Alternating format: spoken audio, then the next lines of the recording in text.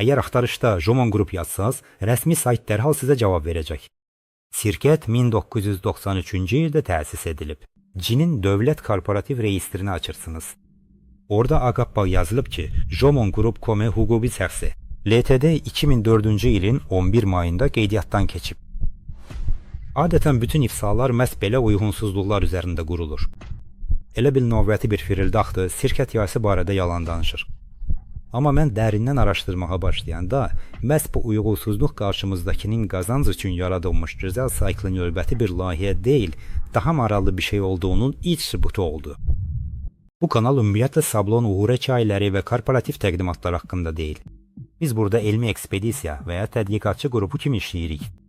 Hər bir faktı ilkin mənbələrdən əldə edirik. Dövlət reyestrləri və patent bazaları, 20 ilə yası olan köhnə sahə kataloqları, universitetlərin və müstəqil tədqiqatçıların hesabatları, rəsmi saytın ilk səhifəsində olmayan sənədlər. Biz sözə inanmırıq, biz müqayisə edirik. Və çox vaxt sətdə aldatma və ya uyğunsuzluq kimi görünən şey, sənədlər qatı altında əsl təməl olduğu ortaya çıxır. Bəs Jomon Group'dakı bu iki tarix 1993-cü və 2004-cü illər əslində nə deməkdir? Gəlin hər şeyi sənədlər əsasında incələyək. Birinci rəqəm 1993-cü il son illərin marketinq üçün uydurması deyil. O, çox illik mənbələrdə rast gəlir. Jomon International'ın 2000-ci illərin əvvəllərinə aid köhnə ingilis dilli təqdimatlarında, beynəlxalq kompas kommersiya məlumat kitabçalarında, qrupla 10 illiklər də əməkdaşlıq edən Çin universitetlərinin nəsrlərində. Bu tarix kiminsə yeni bazarlar üçün tarixçanı uydurmasına ehtiyac duyulmasından çox-çox əvvəl mövcud idi. 11 may 2004-cü il. Bu, biznesin yaranma tarixi deyil, bu onun yetkinlik yaşına çatdığı tarixdir. İri cins sənaye holdinglərinin tipik boyuma sxeminə baxın. Bu, Jomonda gördüklərimizlə tamamilə üst-üstə düşür. 1993-cü il kiçik bir səhərdə bir insan dərman bitkiləri ilə bağlı ilk işinə başlayır. Sonra boyuyur, ilk istehsalat obyektlərini tikir, isti qəbul edir, digər müəssisələri alır, aktivləri birləşdirir.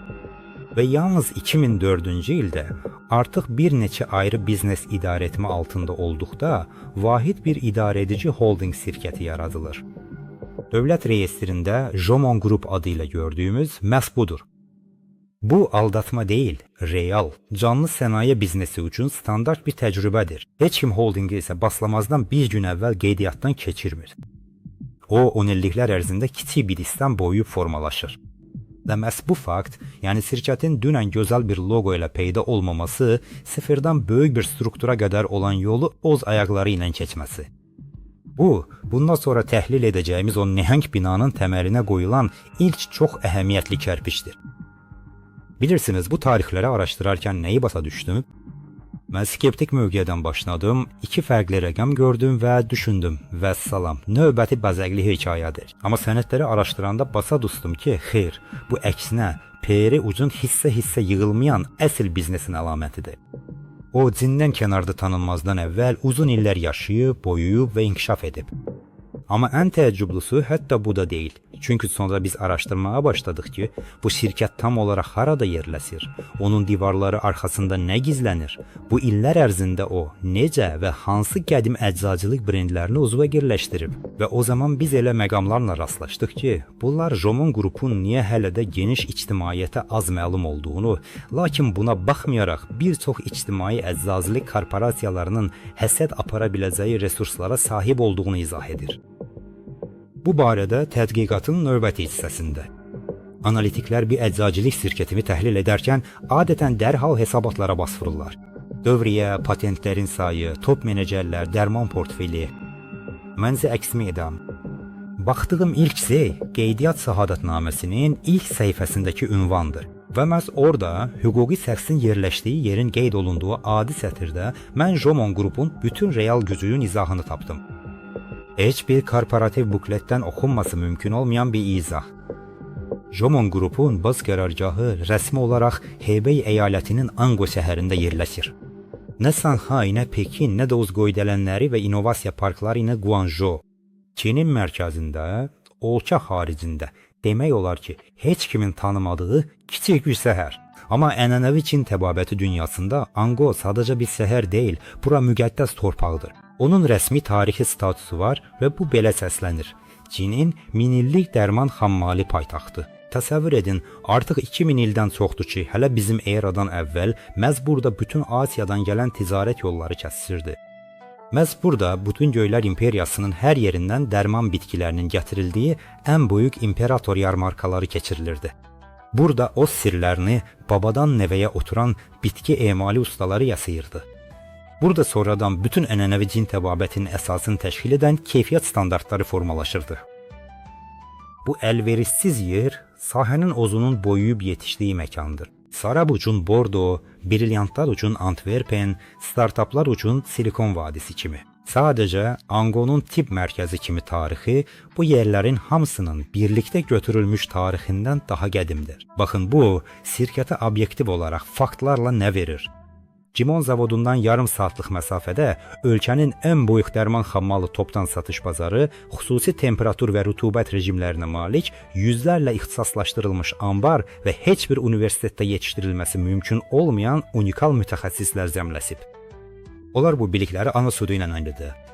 Əsrlər boyu təkmilləşdirilmiş hazır logistika zənciri. Təsadüfi deyil ki, sənədlərdə birbaşa qeyd görürük. Demək olar ki, bütün ən böyük Çin dərman istehsalçıları öz müəssisələrini məhz burada tikirlər. Çünki əgər ənənəvi təbabətlə məşğulsansa və Vangoda deyilsənsə, sən əvvəldən xammalın keyfiyyəti, qiyməti, əl çatanlığı və ekspertiza baxımından uduzursan. Və mənim apardığım ən vacib müşahidə, Jimon Group bir çox başqaları kimi 2000-ci illərdə Vangoya meydanca icarəyə götürmək və satın almaları rahat etmək üçün gəlməyib. Onlar Vangoda boyuyurlar. 1993-cü ili xatırlayın, o vaxt təsisçilər hələ ilk kiçik işlərinə yeni başlayırdılar. Bu, artıq onların ətrafında sadəcə satın alına bilən bir xidmət kimi deyil, içində yaşadıkları bir mühit kimi var idi. Bu, heç bir balans hesabatında olmayan, lakin bu sahədə kimin 10 illiklər boyu yaşayacağını, kimin isə növbəti marketinq sıçrayışından 5 il sonra yox olacağını müəyyən edən gizli təməldir. Bilirsiniz, bu mərhələdə mən nəyi başa düşdüm? Mən başa düşdüm ki, qarşımızda duran şirkət Çin təbabəti sahəsinə sadəcə dəbdə və gəlirli olduğu üçün daxil olmağa qərar verən bir şirkət deyil. Bu, həmin sahənin tam mərkəzindən, köklərindən boyuyub çıxmış bir şirkətdir. Lakin məkan təməlin yalnız ilk qatıdır, çünki bundan sonra mən Jimon qrupun bu minillik torpaq üzərində 30 il ərzində məhz nə inşa etdiyini araşdırmağa başladım. Və elə bir şey üzə çıxdı ki, nəfəsim kəsindi. Bir necə 10 illik ərzində onlar adətən onlarla ailə firmasına və nəsillərə səpələnmiş olanları bir dam altında topladılar. Hər birinin 100 ildən çox tarixi olan 4 qədim əczacılıq brendi. Və bu brendlərin qrup tərkibinə daxil olması korporativ birləşmədən daha çox əsl arxeoloji qazıntıları xatırladır. Bu barədə növbəti hissədə. Jimon Group haqqında istənilən materialda siz mütləq eyni ifadəni oxuyacaqsınız. Qrupun tərkibinə hər birinin 100 ildən çox tarixi olan 4 tarixi əczacılıq brendi daxildir. Oxucuların əksəriyyəti bunu ötəri oxuyub düşünür. Bəli, gözəldir. 4 köhnə ticarət markası alıblar, indi də onlardan pul qazanırlar. Standart marketinq gedisi. Mən də əvvəlcə belə düşünürdüm, ta ki bu 4 adın arxasında əslində nəyin gizləndiyini araşdırmağa başlayana qədər. Və məlum oldu ki, bu sadəcə gözəl lövhələrin alınması deyil. Bu, son illərdə gördüyüm bütün sahənin irsinin ən cəsarətli toplanmasıdır. Gəlin onları təqdimatdakı bir siyahı kimi deyil, canlı hekayələr kimi sadalayaq. Building Traditional Chinese Medicine, Ximey bölgəsinin müasir əczacılıq standartları hələ mövcud olmazdan əvvəl də dərman istehsal edən əczacılıq müəssisəsidir. Onun reseptləri və texnoloji usulları ustadan nəslə ötürülürdü. İkincisi, yerli əczacılıq məktəbinin sütunlarından biri olan və 10 illiklər ərzində Çinin bütün simal hissəsinə dərman preparatları tədarük edən Anya Group. Üçüncüsü, Yubintang Holding Group. Və bu ümumiyyətlə ayrı bir hekayədir. Bu sadəcə bir brend deyil, öz bitki plantasiyaları, zavodları, satış şəbəkəsi və şəxsi elmi bazası olan bütöv müstəqil bir şirkətlər qrupudur. Onun ayrıca saytını açanda anladım ki, Jimon sadəcə bir etiket almayıb. Onlar tam istehsal dövrünün bütöv, hazır bir halqasını özlərinə inteqrasiya ediblər. Dördüncüsü Yeşotank. Əvvəldən bəri təkcə xəstəliklərin müalicəsi deyil, həm də uzunömürlülük və profilaktika ideyası ətrafında qurulmuş bir brenddir. Məhz onun irsi sonradan bütün qrupu müasir sağlamlıq istiqamətinin əsasını təşkil etdi. Və bu dördünün hər birinin 100 ildən çox rəsmi tarixi var. Onlar müharibələr, quruluş dəyişiklikləri, dövrlər, islahatlar yasayıb və fəaliyyətlərini davam etdiriblər. İndi isə ən vacibi demək olar ki, heç kimin ənənəvi cin təbabəti brendləri haqqında anlamadığı məqamdır. Qərb dünyasında brend ilk növbədə reputasiya və loqotip deməkdir. Ticarət markasını almaq sahibini dəyişmək olar və istehlakçı ucun heç nə dəyişməyəcək. Ənənəvi təbabətdə bu fərqli istəyir. Qədim brend bu nə pulla, nə bez, nə də 10 ilə yaradılması mümkün olmayan uçsu idi. Birincisi, əsrlər boyu canlı insanlar üzərində yoxlanılmış qapalı reseptlər bazası. İkincisi, heç bir patentdə tam təsvir edilə bilməyən xammalın emalı üçün unikal texnologiyalar. Onlar yalnız ustadan sagirdə otururlar. Üçüncüsü, bütün bunları ildən ilə həqiqətən də təkrar edə bilən insanların komandası. Belə bir şeyi almaq, birjada aktiv almaq kimi deyil, bu bütöv bir canlı ənənəni himayəyə götürmək kimidir.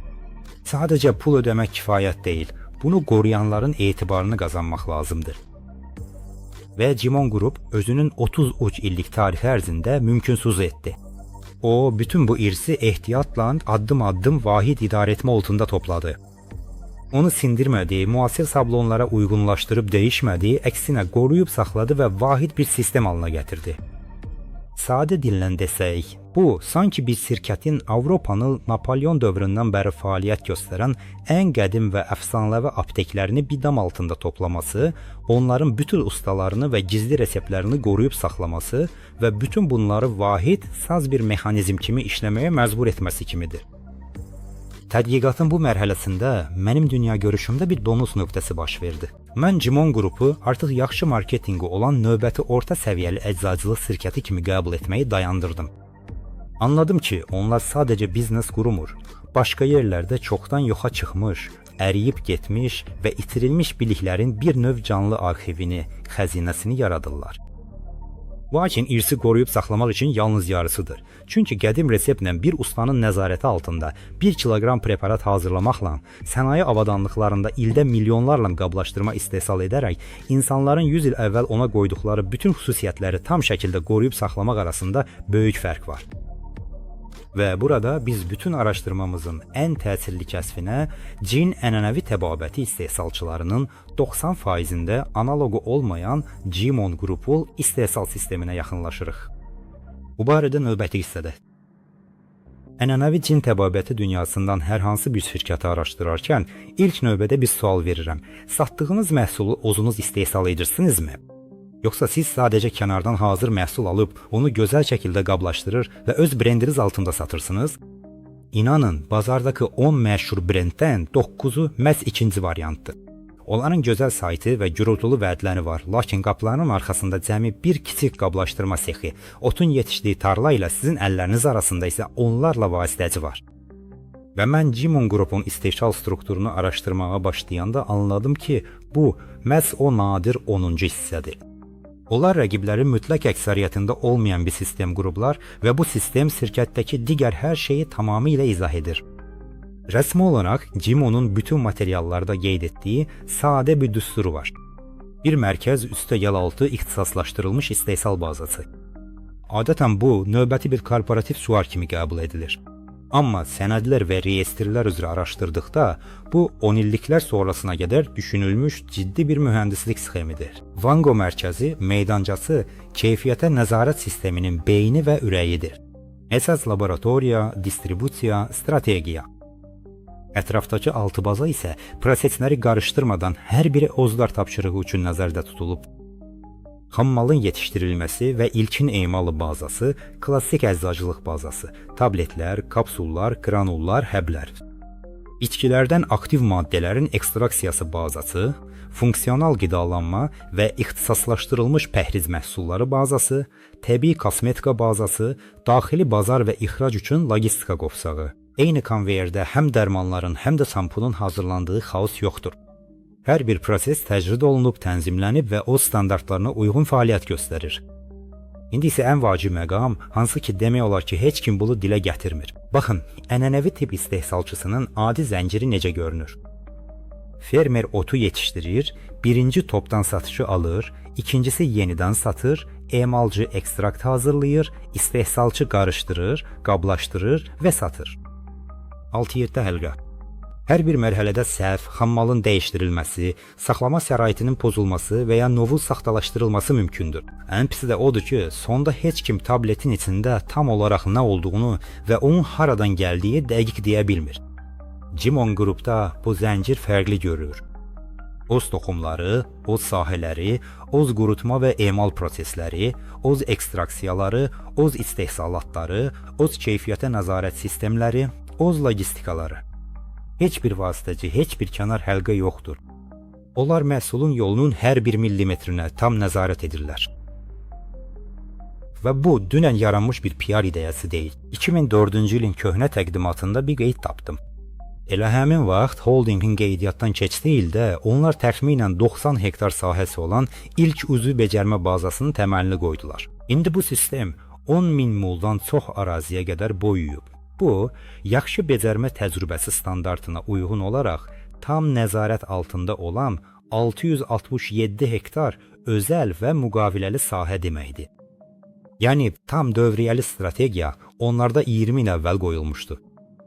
Onlar sadəcə bunu addım-addım, çox da reklam etmədən həyata keçirirdilər. Bilirsiniz, bu praktikada nə verir? Bu, dünyada ənənəvi tibb sahəsinin əsas problemini, keyfiyyətin qeyri-sabitliyini həll edir. Xammal bəs əldən keçəndə bir dərman partiyası əla işləyə bilər, növbətçisi demək olar ki, təsir etməz, ucuncusu isə ümumiyyətlə fərqli tərkibə malik olar, çünki bitki başqa yerdə yetişib, onu düzgün qurutmayıblar, haradasa daha ucuz sort qarışdırıblar. Cimonda belə bir şey prinsip etibarilə ola bilməz, çünki onlar hər bir partiya haqqında hər şeyi bilirlər. Hansı sahədə yetişib, nə vaxt yığılıb, necə qurudulub, hansı ekstrakt alınıb, aktiv maddələrin konsentrasiyası nə qədərdir? Onların laboratoriyalarında hər mərhələdə əksər kiçik istehsalçılarda olmayan avadanlıqlar işləyir. Yüksək effektivli xromatoqraflar, spektrometrlər, tam izləmə sistemləri. Bu mərhələdə mən artıq Cimona növbəti bitki mənsəli həbs satıcısı kimi baxmaqdan tamamilə vaz keçdim. Anladım ki, bu sadəcə müvəqqəti molekullar üzərində deyil, minillik ənənələr üzərində qurulmuş əsil sənaye əczacılıq holdingidir. Amma ən böyük kəsf məni qarşıda gözləyirdi. Çünki böyük bir zavod tikib, çoxlu istehsal etmək azdır, həm də daim irəliyə doğru hərəkət etmək lazımdır. Və Cimonun elmə yanaşma tərzi ümumiyyətlə ənənəvi tibb şirkətləri haqqındakı bütün standart təsəvvürlərdən kənara çıxır. Bu barədə biraz sonra. Ənənəvi cin təbabəti haqqında möhkəm bir stereotip var. Güya bunların hamısı yalnız qədim reseptlər, babalardan qalan biliklərdir. Heç bir əsl elm yoxdur. Otları düzgün nisbətdə qarışdırdın və hazırdır. Mən də müəyyən mənada bununla razı idim. Ta ki, Zhongmun qrupun elmi tərəfini araşdırana və bunun bütün sahədə ən texnoloji şirkətlərdən biri olduğunu öyrənənə qədər. Ozu da bu, onların o sözlərinə görə deyil, birbaşa Çin dövlətinin qərarına əsasəndir. 2024-cü ildə Zhongmun qrup Çinin milli yüksək texnologiyalı müəssisəsi rəsmi statusunu aldı. Mövzudan xəbəri olmayanlar üçün bunun əslində nə demək olduğunu sadə dillə izah edim. Bu, hər hansı bir sənaye sərgisində satın ala biləcəyiniz gözəl bir fəxri fərman deyil. Bunu əldə etmək üçün dövlət şirkətdə tam audit aparır və ciddi şəkildə yoxlayır. İşçilərin nə qədəri həqiqətən alim və mühəndisdir, dövriyyənin necə faizini reklama deyil, məhz tədqiqata xərcləyirsiniz, nə qədər əsl, qüvvədə olan ixtira patentiniz var və istehsalata tətbiq olunmuş real işləmələriniz mövcuddurmu? Əgər bir zəbənd belə uyğun gəlmirsə, statusu görməyəcəksiniz. O, bir neçə illiyə verilir, sonra təkrar yoxlanılır və onunla birlikdə dövlətdən real vergi güzəştləri və dəstək gəlir. Ənənəvi tibb dünyasından olan şirkətlər üçün belə bir status almaq böyük bir nadirlikdir. Bitki mənşəli preparatlar istehsal edənlərin böyük əksəriyyəti onu heç vaxt almayacaq. Amma Zhongmun oldu. Və bu, Ozu Ozluyunda danışan ilk sərt faktdır. Gözəl ifadənin arxasında mənim reyestrlər üzrə yoxladığım çox konkret məqamlar gizlənir. Birincisi, 90-dan çox mütəxəssisdən ibarət OZ tədqiqat komandası. Orta ölçülü özəl əczaçilik şirkəti üçün bu çox ciddi rəqəmdir. İkincisi, qrupun bazasında Hebey əyalətinin dərman xammalı texnologiyası üzrə bütöv bir tədqiqat institutu fəaliyyət göstərir. Bu, ofisdəki bir soba deyil, bu otların standartlaşdırılması, onların emal usullarının modernləşdirilməsi və yeni ekstraktların yaradılması ilə məşğul olan ayrıca bir elmi təşkilatdır. Üçüncüsü, bu sahədə dünyanın ən yaxşılarından biri olan Tianjin Ənənəvi Cin Təbabəti Universiteti, sahənin əsas dövlət elmi strukturu olan Cin Ənənəvi Təbabət Elmləri Akademiyası və Cin Kənd Təsərrüfatı Universiteti ilə sadəcə formal xarakter daşımayan real və uzun müddətli tərəfdaşlıqlar mövcuddur. Hətta orada birgə professor stansiyası və aspirantlar üçün təcrübə bazası da yaradılıb. Bu, imzalayıb unudulan bir niyyət memorandumu deyil. Bunlar artıq neçə illərdir davam edən istək layihələrdir. Amma ən təsirli kəsfimi Şanxay Superlab ilə tərəfdaşlığa çatanda etdim. Ənənəvi təbabət istehsalçılarının əksəriyyəti ucun islənmə sxemi sadədir. Qədim resepti götürdülər, zavoda uyğunlaşdırdılar, satışa buraxdılar. Jiongmun isə daha irəmikdir. Çinin ən qabaqcıl biotexnologiya mərkəzlərindən biri ilə birlikdə onlar dövrlərin qovsağında bitkilərin tərkibindəki konkret aktiv molekulları öyrənir, faydalı komponentlərin biosintez usullarını işləyib hazırlayır və yeni nəsil yaşıl uzvi ingrediyentlər üçün standartlar yaradırlar. Onlar sadəcə ənənələri qoruyub saxlamırlar, həm də onları ən müasir elmin süzgecindən keçirirlər və buna uyğun patentləri də var. Mən xüsusi olaraq Acıq Milli Patent bazasında axtarış etdim və konkret bir patent tapdım. Bu, dərman həblərinin dəqiq çeşidlənməsi üçün bir maşındır.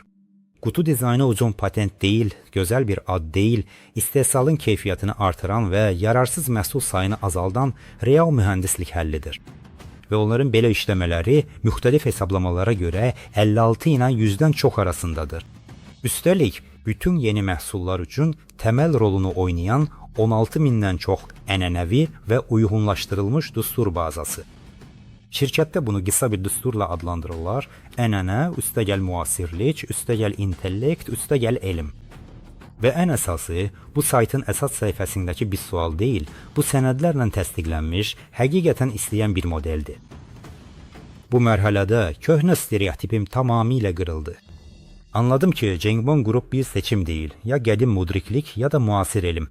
Bu minillik reseptlərin xromatoqraflarla yoxlanıldığı və ustaların təcrübəsinin biotexnoloqların içi ilə tamamlandığı bir sistemdə onları birləşdirməyi mümkün olduğu nadir hallardan biridir. Lakin bütün bu zavodlar, laboratoriyalar və patentlər sadəcə alətlərdir. Onlar öz özlüyündə mövcud deyil, onlar bir məqsəd üçün lazımdır. İnsanların əlinə həqiqətən çatan konkret məhsulun ortaya çıxması üçün. Və o zaman mən Jiongmunun tam olaraq nə istehsal etdiyini, hansı miqdarda və çeşiddə olduğunu araşdırmağa başladım. Və anladım ki, məhsul portfelinə görə onlar rahatlıqla bir neçə tam hüquqlu müstəqil əczaçilik şirkətinə bərabərdirlər. Bu barədə araşdırmamızın növbəti hissəsində. Mən bir əczaçilik şirkətini təhlil edərkən həmişə ilk növbədə milli dərman registrini asıram. Bu hər bir preparatın pasportu kimidir. Qeydiyyat olmadan burada heç nəyi qanuni şəkildə istehsal etmək və satmaq olmaz. Ənənəvi cin təbabəti istehsalçılarının əksəriyyətinin orada ondan 30-40-a qeydi var. Yaxşı, möhkəm regional oyuncunun 70-80 qeydi olur. Jiongmun qrupdakı qeydləri saymağa başlayanda əvvəlcə elə bildim ki, filtrdə səhv etmişəm. Çünki orada uz 100-dən çox qeyd var. Gəlin dərhal məsələyə aydınlıq gətirək ki, heç bir illüziya olmasın. Cinli preparatın qeydiyyatı bir neçə günə alına bilən yol polisi arayısı deyil. Bu, bir neçə aydan bir neçə ilə qədər davam edən istilikdir. Tərkibin təsdiqi, istehsalın çox mərhələli nəzarəti, təhlükəsizlik yoxlaması, təlimatların razılaşdırılması, zavodun auditi. Reyestrdəki hər bir belə qeyd, bütöv komandaların illərlə gördüyü iş və böyük pullar deməkdir. 300-dən çox qüvvədə olan qeydiyyat tamamilə fərqli səviyyədə bir rəqəmdir. Müqayisə üçün deyim ki, belə bir portfel həcmi adətən 3-4 tam hüquqlu, müstəqil orta ölçülü əczaçilik şirkətinə bəs edir. Və bu, fərqli etiketlər olan eyni həblər toplusu deyil. Mən bütün massivi kateqoriyalara ayırdım. Onlar ənənəvi təbabətin demək olar ki, bütün əsas segmentlərini əhatə edir. Tənəffüs sistemi və öskürək üçün preparatlar, ürək-damar sisteminin və mikrosirkulyasiyanın dəstəklənməsi, mədə-bağırsaq traktinin işinin normallaşdırılması, qadın sağlamlığı və bərpası, adaptogenlər və immunitetin dəstəklənməsi, uroloji preparatlar və bir çox digər istiqamətlər. Bazar oyuncularının əksəriyyətində olduğu kimi bir-iki hit məhsuldan asililik yoxdur. Əgər bir kateqoriyaya olan tələbat azalarsa, digər onlarla kateqoriya istəməyə davam edir. Bu, relizdən relizə yaşayan şirkətin deyil, yetkin, dayanıqlı holdingin əlamətidir. Lakin kəmiyyət hekayənin yalnız yarısıdır. Bu portfeldə yüzlərlə adi qeydiyyatdan daha dəyərli bir şey var. 11 eksklüziv dərman preparatı. Cin əczaçılıq sistemində bu xüsusi bir statusdur. Bu, konkret bir düstur, konkret bir istehsal texnologiyası deməkdir ki, rəsmi olaraq yalnız Cimon qrupa məxsusdur. Ölkədə heç kimin eyni parametrlərlə eyni preparatı istehsal etmək hüququ yoxdur. Bu, qablaşdırma dizaynı üçün patent deyil, sadəcə götürüb kopyalana bilməyən məhsul üzərində inhisardır. Yüzlərlə şirkətin demək olar ki, eyni tərkibləri istehsal etdiyi bir bazar ucumbu, hər birinin öz məhsulu olan 11 ayrı qızıl mədəninə sahib olmaq kimidir. Və bunun fonunda şirkətin daxili sənədlərindən daha bir rəqəm var ki, bu sahənin istənilən texnoloqunun gözlərini bərələcək. Qrup bazasında 16 mindən çox yoxlanılmış düstur və resept həlli. Bu, arşivlərdə olu yük kimi qalan bir şey deyil, bu yeni məhsullar üçün daim prototiplərin götürüldüyü, müasir üsullarla təkmilləşdirildiyi və bazara çıxarıldığı isti fonddur. Yəni, hazırki uc 100-dən çox qeydiyyat icebergin yalnız görünən hissəsidir. Onların işləmə ehtiyatları hələ 10 illiklər boyu bəs edəcək. 300-dən çox qeydiyyatı, 11 eksklüzivi, ehtiyatda olan 16 min düsturu və balanslaşdırılmış kateqoriyaları bir yerə toplayandan sonra özüm üçün sadə bir nəticə çıxardım. Cimon Group internetdə adını oxuyanda hər kəsin düşündüyü o kiçik əyalət istehsalçısı deyil. Məhsul portfelinə görə bu, artıq tamamilə başqa liqanın oyuncusudur. Sadəcə olaraq, indiyədək özünün bütün real miqyasını Çindən kənarda xüsusilə reklam etməyib.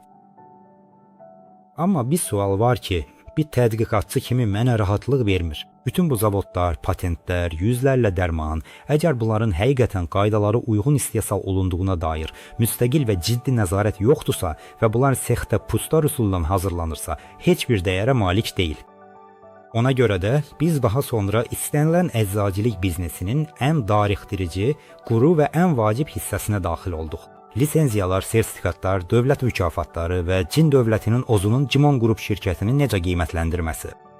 Və məhz orada bizim mənim bütün şübhələrimi tamamilə aradan qaldıran kəsflər gözləyirdi. Bilirsiniz, bu cür araşdırmalarda mən ən çox hansı sənədlərə dəyər verirəm? Nə gözəl korporativ təqdimatlar, nə müştəri rəyləri, nə də mətbuatdakı məqalələr. Mən Çin dövlətinin özünün imzaladığı quru, darıxdırıcı, emosiyasız sənədlərə dəyər verirəm. Çünki onları sadəcə pulla almaq mümkün deyil. Hər belə sənədə görə konkret insanlar, konkret qurumlar, konkret aylarla davam edən auditlər cavabdehdir. Əgər onları verirlərsə, deməli şirkət həqiqətən də iddia etdiyi kimidir. Və mən Cimon Group haqqında bütün belə sənədləri bir yerə toplayanda saxtalaşdırılması mümkün olmayan bir mənzərə yarandı. Hər hansı bir dərman istehsalçısı üçün ən vacib olan GMP standartından, yəni düzgün istehsal təcrübəsindən başlayaq. Sadə dillə desək, bu divardakı çərçivədə olan bir sertifikat deyil, hər şeyin tam nəzarətdə saxlanılmasıdır. Sexdə havadakı toz zərrəciyinə qədər təmizlik necə olmalıdır? Avadanlıqlar necə və nə tezliklə yuyulmalıdır? Hər bir əməkdaşın ixtisası nə dərəcədə olmalıdır? Xam malda hazır məhsul necə saxlanılmalıdır? Hər bir partiyanı otun yetişdiyi konkret sahəyə qədər necə izləmək lazımdır? Əgər əlində qüvvədə olan GMP sertifikatı yoxdursa, sən sadəcə olaraq dərmanları qanuni şəkildə istehsal etmək hüququna malik deyilsən. Cimon Group bütün istehsal xəttlərində GMP standartlarına tam uyğunluğu bəyan edir. Bəli, hələlik hər bir zavod üzrə bütün sertifikat nömrələrinin tam siyasi acil mənbələrdə yoxdur. Bu, qeyri-publik cin şirkətləri üçün normal təcrübədir. Lakin bir danılmaz fakt var. İndi danışacağım digər bütün dövlət statuslarını qüvvədə olan GMP olmadan qanunla əldə etmək sadəcə mümkün deyil. Dövlət qüvvədə olan əczaçilik icazəsi olmayan şirkəti auditə buraxmayacaq. İndi isə ən maraqlısı, mən Cimon Qrupun bütün dövlət təsdiqlərini illər üzrə təqdim etdim və real biznesin ideal artım trayektoriyası alındı. Addım-addım real biznes. 2018-ci ildə şirkət Hebei əyalətinin texnoloji mərkəzi olan müəssisə statusunu alır. Bu o deməkdir ki, dövlət sənin OZ mühəndislik məktəbinin, OZ işləmələrin və OZ istehsalatının olduğunu yoxlayıb təsdiqləyib, yəni bu sadəcə başqalarının çertyojları ilə yığılmış bir şey deyil. 2024-cü il ən ciddi addım. Artıq bəhs etdiyimiz CİN-in Milli Yüksək Texnologiyalı Müəssisə statusu. Patentlərin, elmə ayrılan xərclərin, ixtisas və əməkdaşların tam auditi yalnız sahənin ən yaxşılarına verilir. 2025-ci il birbaşa Hebei əyaləti hökumətinin özündən 2 ali mükafat. Birincisi, hökumətin keyfiyyət mükafatı. Bu, ilin ən yaxşı brendi deyil. Bu, şirkətin bütün idarə etmə sisteminin, uzun illər ərzində məhsul keyfiyyətinin sabitliyinin və istehsal səmərəliliyinin qiymətləndirilməsidir. Regionda çox az sayda şirkətə verilir.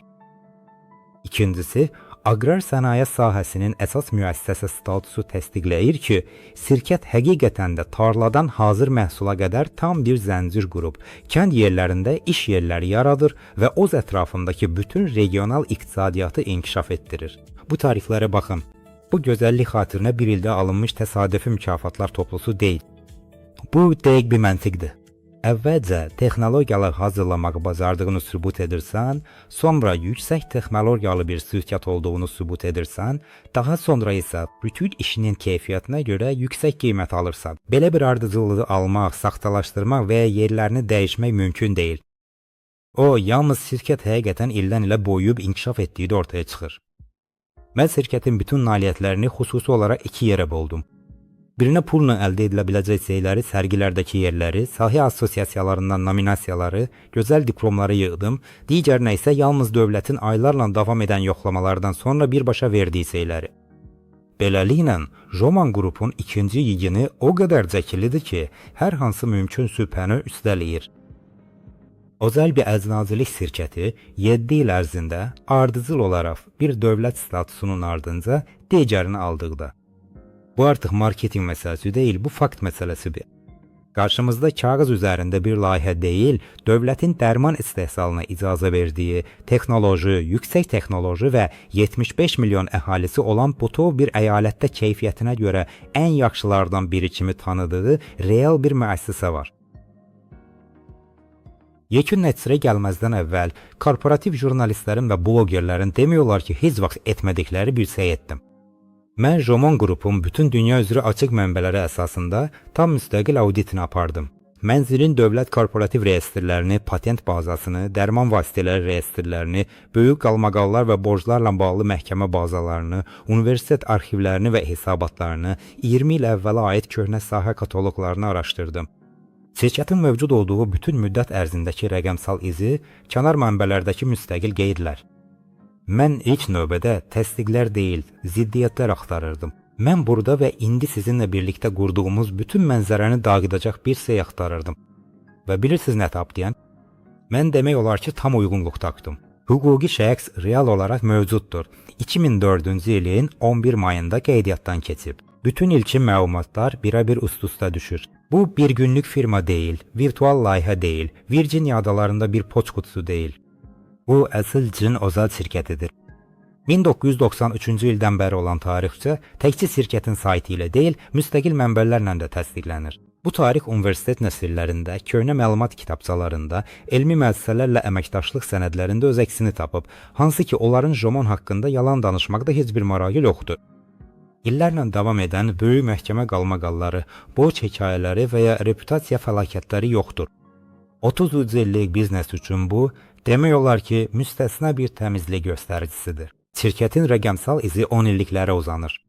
Hər hansı qanuni kommersiya fəaliyyəti üçün məcburi olan CİN lisenziyasına malik qeydiyyatdan keçmiş rəsmi saytı mövcuddur.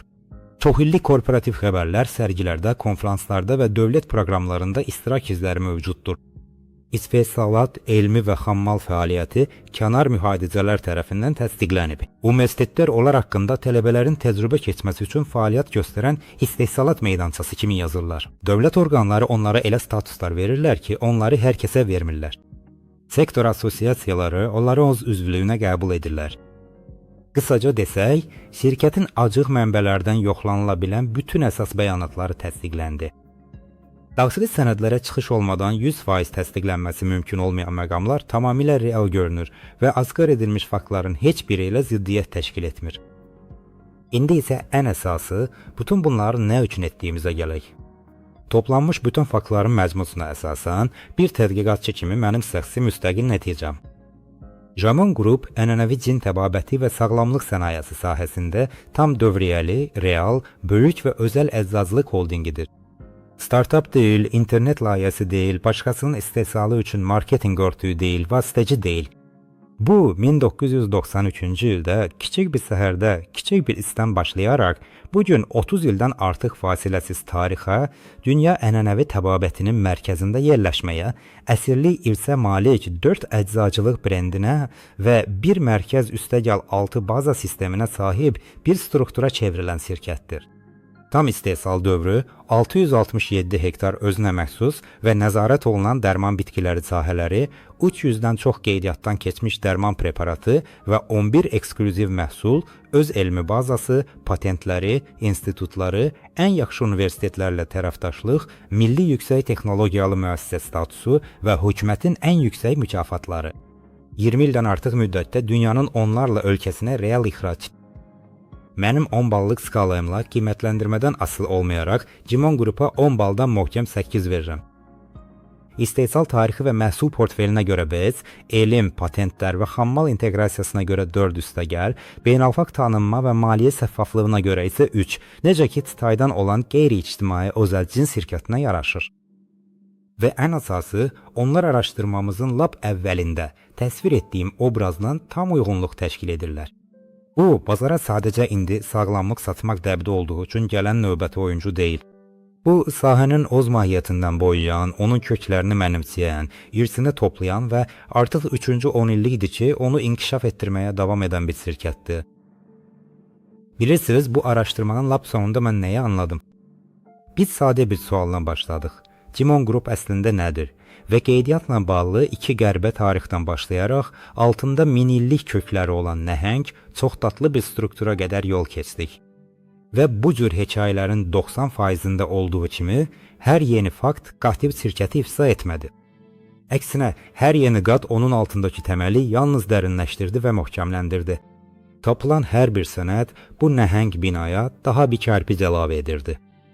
Nəticədə, əvvəldə heç gözləmədiyim bir qənaətə gəldim. Cimon Group dünyada müasir, ənənəvi cin təbabətinin ən çox qiymətləndirilməyən iri oyuncularından biridir. Onlar təsqirli PR kampaniyaları aparmırlar, böyük təqdimatlarla birjaya çıxmırlar, hər kunc bucaqda nə qədər böyük və vacib olduqlarını danışmırlar. Onlar sadəcə 30 il ardıcıl olaraq eyni şeyi çox yaxşı edirlər. Fikirlər toplayırlar, inkişaf etdirirlər, araşdırırlar, istehsal edirlər. Və ən maraqlısı odur ki, bu müddət ərzində sizinlə müzakirə etdiyimiz hər şey əslində heç də əsas məsələ deyil. Çünki biz burada hələ şirkətin məhsullarının özündən bir dəfə də olsun bəhs etməmişik. Biz insanların onlardan istifadə etməyə başladıqda əldə etdikləri nəticələr haqqında danışmadıq. Gözəl bir etiketə deyil, əsl minilli ənənəyə əsaslanan, həqiqətən keyfiyyətli, düzgün hazırlanmış preparatlar qəbul etdikdə, orqanizmdə baş verən o fenomenal dəyişikliklər haqqında. Bu nəticələrin sayı hədsiz dərəcədə çoxdur. Onlar inanılmazdır, hətta çox şey görmüş insanı belə təəccübləndirəcək. Bəzən insanların sadəcə Cimon Group məhsulları ilə təmasda olduğu əldə etdikləri nəticələri hətta müasir elm nöqteyi nəzərindən izah etmək çətindir.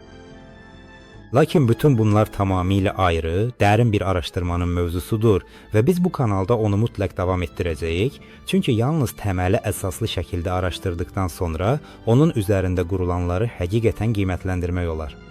Cimon Group'un təməli isə artıq özünüzdə basa düşdüyünüz kimi inanılmazdır. Araşdırma davam etdirməyəcək.